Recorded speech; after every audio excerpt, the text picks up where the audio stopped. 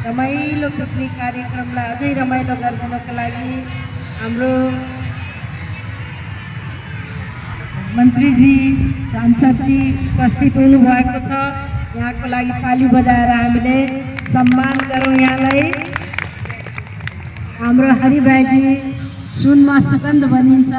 Picnic रमाइलोलाई अझै रमाइलो गरिदिन उमङ्ग उत्साह बनाइदिन आउनुभएको छ। उहाँलाई पनि सम्मान गरौँ ताली बजाएर।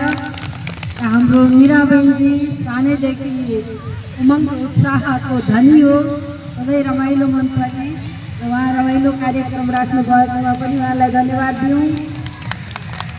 अनि किरण बहिनीजी, नितु बहिनीजी, पुष्पा बहिनीजी, श्यामकुमारी बहिनीजी, सम्पूर्ण हाम्रो ब्रह्माकुमार बहिनीजी, ब्रह्माकुमारी बहिनीजीहरू, भाइजीहरू, माताजी होइन बुवाहरू सबैजनालाई धेरै धेरै आफूले आफै सम्मानित गरौँ, ताली बजाउँ, उमङ्ग उत्साहलाई बढाउँ।